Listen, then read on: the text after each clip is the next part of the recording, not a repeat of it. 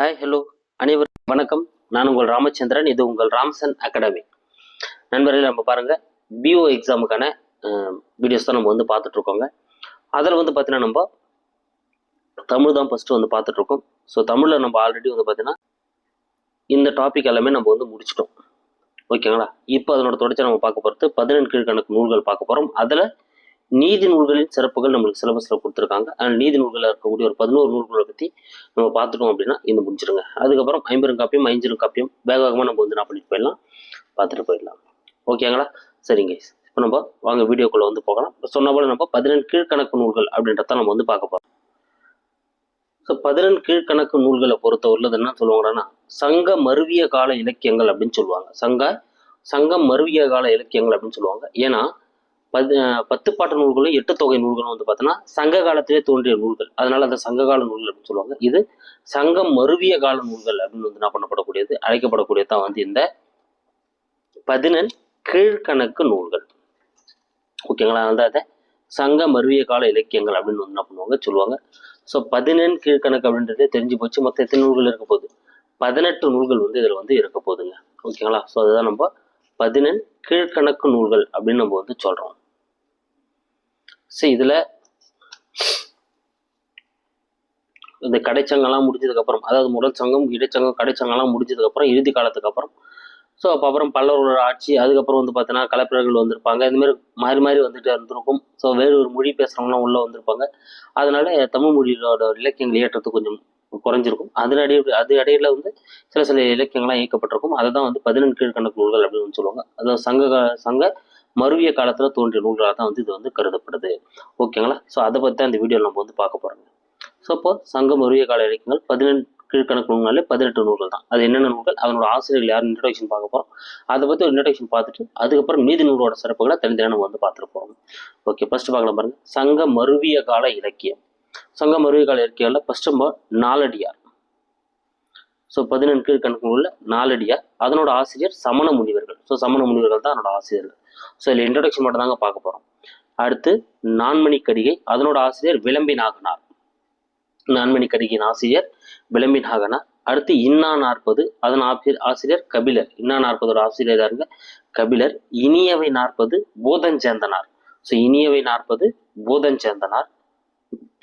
திரிகடுகம் நல்லாதனார். திரிகடுகம் யாருங்க? நல்லாதனார். ஏலாதி கனி மேதாவியார். ஏலாதி கனி மேதாவியார். அடுத்து முதுமொழி காஞ்சி கூடலூர் கிழார். முதுமொழி காஞ்சியோட ஆசிரியர் கூடலூர் கிழார். அடுத்து திருக்குறள். திருக்குறள் திருவள்ளுவர். இது எல்லாருக்குமே தெரியும். அடுத்து ஆசார கோனா பெருவாயின் முள்ளியார். ஆசார கோவை பெருவாயின் முள்ளியார். பழமொழி முன்றுரை அரையனார். பழமொழி யாருங்க? முன்றுரை அரையனார். பழமொழி 400 முன்றுரை அரையனார்னு சொல்லுவாங்க. சிறுபஞ்ச மூலம் காரியாசான். சிறுபஞ்ச மூலம் காரியாசான். 5 50 மாறன் பொறையனார். 5 50 யாருங்க? மாறன் பொறையனார். 5 70 அப்படின்னா மூவாதியார். 5 70னா மூவாதியார். திணைமொழி 50 அப்படின்னா கண்ணன் சேந்தனார். திணைமொழி 50 அப்படின்னா கண்ணன் சேந்தனார். திணைமாலை 150 அப்படின்னா கனி மேதாவியார். திணைமாலை 150னா யாருங்க? கனி மேதாவியார். இங்க பாருங்க, நம்ம ஏற்கனவே பார்த்திருப்போம். ஏலாதி, ஏலாதியும் கனி மேதாவியை தான். அதே போல திணைமாலை 150 யாருங்க? கனி மேதாவியார் தான். அடுத்து கைநிலை. கைநிலை பார்த்தீங்கன்னா புல்லங்காடனார். கைநிலை புல்லங்காடனார். கார் 40 கண்ணன் கூத்தனார். கார் 40 யாருங்க? கண்ணன் கூத்தனார். களவழி 40 பொய்கியார். களவழி 40 பொய்கியார். ஓகேங்களா? ஸோ இதான் 17 கீழ்கணக்கு நூல்கள். இதில் 11 நூல்கள் எப்படி அழைக்கப்படுது அப்படின்னா நீதி நூல்களாக அழைக்கப்படுதுங்க. 11 நூல்கள் நீதி நூல்கள். 11 நூல்கள் நீதி நூல்கள். ஓகேங்களா? ஒரு 6 நூல்கள் அகநூலா அழைக்கப்படுது. ஒரே ஒரு நூல் மட்டும் புறநூலா அழைக்கப்படுது. ஓகேங்களா? இதுல களவழி 40, களவழி 40 புறநூலாகும். அதுக்கப்புறம் 5 50, 5 70, திணைமொழி 50, திணைமாலை 150, கைநிலை கார் 40. இது 6மே பாத்தீங்கன்னா அகநூலா அழைக்கப்படுது. கார் 40 மட்டும் புறநூலா அழைக்கப்படுது. இது நீங்க அப்படியே ஞாபகம் வச்சுக்கோங்க. மீதி இருக்கக்கூடிய முதல் 11 நூல்கள் எப்படி அழைக்கப்படுதுங்க? நீதி நூல்கள். ஓகேங்களா? அறநூல்களாக தான் அழைக்கப்படுது. சரிங்களா? சரிங்க. அப்படியே நீங்கள் லைட்டாக ஒரு டைம் சொல்கிறேன், ஞாபகம் வச்சுக்கோங்க. நாலடியா சமண முனிவர்கள். ஸோ சமண முனிவர்கள் வந்து என்ன பண்ணுவாங்க, நாலடி தான் இருப்பாங்க அப்படின்னு ஞாபகம் வச்சுக்கோங்க. அப்போ நாலடியார்னா சமண முனிவர்கள். அடுத்து நான்மணி கடிகை விளம்பி நாகனார். ஓகேங்களா, நான்மணி கடிகை விளம்பி நாகனார். ஓகேங்களா, ஸோ பாம்பு கிட்ட இருந்து மணி எடுப்பாங்க ஞாபகம் வச்சுக்கோங்க. அப்போ நான்மணி அப்படின்னா நாகன்னு வரணும். அப்போ விளம்பி நாகனார் அப்படின்னு ஞாபகம் வச்சுக்கோங்க. அடுத்து இன்னா நாற்பது. இன்னா நாற்பது யாருங்க, கபிலர். ஸோ கபிலர்கிட்ட போனீங்கன்னா என்னன்னு தான் கேட்பாரு அப்படின்னு ஞாபகம் வச்சுக்கோங்க. கபிலர்கிட்ட போனால் என்ன பண்ணுவார், என்னன்னு தான் கேட்பாரு. அப்போ இன்னா நாற்பதுனா கபிலர். இனியவை 40. ஓகேங்களா, ஸோ நீங்கள் இனிப்பு நிறைய சேர்த்து வச்சிங்கன்னா பூதம் வந்து சேர்ந்துரும் ஞாபகம் வச்சுக்கோங்க. அப்போ இனியவை 40 அப்படின்னா பூதம் சேர்ந்துரும், பூதம் சேர்ந்தனார்.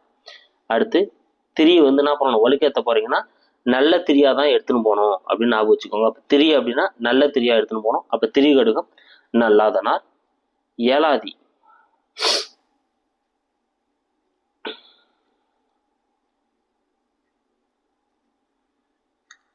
ஸோ 7 150 மேதாவி அப்படின்னு ஞாபகம் வச்சுக்கோங்க. 7 150 மேதாவி. இதனால இப்படி சொல்றேன்னா வச்சுங்களா, 7 அப்படின்னா ஏலாதி, 150 அப்படின்னா திணைமாலை 150, மேதாவி அப்படின்னா கனி மேதாவி. ஓகேங்களா, அப்ப 7 150 மேதாவி அப்படின்னா ஏலாதியும், திணைமாலை 150 ஆசிரியர், மேதாவி அப்படின்னா கனி மேதாவியார். நீங்க அப்படி ஈஸியா ஞாபகம் வச்சுக்கலாம். அடுத்து முதுமொழி காஞ்சி. ஓகேங்களா, ஸோ முதுமொழி காஞ்சி வந்து கோடலூர். முதுகுல கோடை வச்சுன்னு போறாங்க ஞாபகம் வச்சுக்கோங்க. முதுகுல கோடை வச்சுன்னு போறாங்க ஞாபகம் வச்சுக்கோங்க. அவ்வளவுதான். முதுமொழி காஞ்சினா கோடலூர் கிடார். திருக்குறளுக்கு ஷார்ட்கட் சொன்னா அதோட கொடுமை வரதும் இல்லை. அடுத்து போயிடலாம். ஆசார கோவை. ஓகேங்களா, ஸோ ஆணு வாயை தந்தா என்ன ஆகும், பெரிய வாயா தான் இருக்கும். ஸோ ஆணு தந்து பாருங்க, வாய் என்ன ஆயிடும், பெருசாயிடும். அப்போ ஆசார கோவை அப்படின்னா பெருவாயின் முள்ளியார். அடுத்து பழமொழி. பழமொழி 400 முன்றுரை அரையனார். ஸோ என்ன பண்ணுவாங்க, பழமொழியை போட்டு, அதான் பூமர்னு சொல்லுவாங்க இல்லையா, பழமொழியை போட்டு சும்மா அறன்னு அறுத்துனுக்கிறான்பா அப்படின்னு சொல்லுவாங்க. அப்போ பழமொழியை சொல்லி அரைச்சுன்னு இருக்காரு அப்படின்னு ஞாபகம் வச்சுக்கோங்க. அப்போ முன்றுரை அரையனார், பழமொழியை அரைக்கிறாங்க, முன்றுரை அரையனார். அடுத்து சிறுபஞ்ச மூலம். சிறுபஞ்ச மூலம் அப்படின்னா சிறு காரியம் அப்படின்னு ஞாபகம் வச்சுக்கோங்க. ஒரு சிறு காரியம்பா அப்படின்னு ஞாபகம் வச்சு. அப்போ சிறு காரியம், சிறுபஞ்ச மூலம், காரியம் அப்படின்றது காரியாசான். சிறுபஞ்ச மூலத்தோட ஆசிரியர் வந்து யாருங்க, காரியாசான். அடுத்து 50 பொறை அப்படின்னு ஞாபகம் வச்சுக்கோங்க. 50 பொறை வாங்குறாங்க. அப்போ 5 50 அப்படின்னா பொறை, மாறன் பொறையனார். 5 50 அப்படின்னு என்னதுங்க, மாறன் பொறையனார். அடுத்து 5 70. ஸோ 70 வயசு ஆயிடுச்சுன்னா என்ன பண்ணுவாங்க, தடுவாங்க. மூட்டு வலியில என்ன பண்ணுவாங்க, 70 வயசு ஆயிடுச்சுன்னா மூட்டு வலியில தடுவாங்க ஞாபகம் வச்சுங்க. அப்போ மூவாதியார். 70 மூவாதியார். அடுத்து திணைமொழி 50. என்னதுங்க, திணைமொழி 50. ஓகேங்களா, ஸோ 50 மொழியை கண்ணை சேர்ந்தாப்புல படிப்பான் அப்படின்னு ஞாபகம் வச்சுக்கோங்க. ஓகேங்களா, ஏன் நாங்கள் மொழி 50ன்னு சேர்த்து சொல்கிறேன்னா, இங்கே நான் வெறும் 50க்கு மட்டும் தான் ஷார்ட்கட் சொல்லியிருப்பேன். என்ன வந்து அங்கே மொழி 50ன்னு சேர்த்து சொல்லிக்கிறேன். 50 மொழியை கண்ணை சேர்ந்து படிப்பான் ஒன்னா அப்படின்னு ஞாபகம் வச்சுக்கோங்க. அப்போ மொழி 50 அப்படின்னா கண்ணை சேர்ந்து படிப்பான், கண்ணன் சேர்ந்தனார். அடுத்து திணைமாலை 150க்கு ஆல்ரெடி சொல்லிட்டேன். கைநிலை அப்படின்னா புள்ளங்காடனார். கை ஃபுல்லா அப்படின்னு ஞாபகம் வச்சுக்கோங்க. ஓகேங்களா, ஸோ ஏதோ ஒரு பொருளை கை ஃபுல்லா வச்சுருக்கிறாம்பா அப்படின்னு சொல்லுவோம் இல்லையா, அப்படி ஞாபகம் வச்சுக்கோங்க. இப்போ கை ஃபுல்லா அப்படின்னா கைநிலை புள்ளங்காடனார். அடுத்து கார் 40. ஸோ கார்ல ஏறி என்ன பண்ணாங்க, 40 பேர் கண்ணனோட கூத்த பார்க்க போனாங்கன்னு ஞாபகம் வச்சுக்கோங்க. கார்ல ஏறி 40 பேர் என்ன பண்ணாங்க, கண்ணனோட கூத்த பார்க்க போனாங்க. கண்ணன்றவன் கூத்தாடுறான், அவனை பார்க்க போனாங்க. அப்ப கார் 40 கண்ணன் கூத்தனார். அடுத்து களவழி 40. ஸோ களவழினாலே என்னதுங்க, களவுனாலே பொய் சொல்றது. அப்ப களவு பண்றவன் கண்டிப்பா பொய் சொல்றவனா தான் இருப்பான். அப்ப களவழி 40னா பொய்கையார்.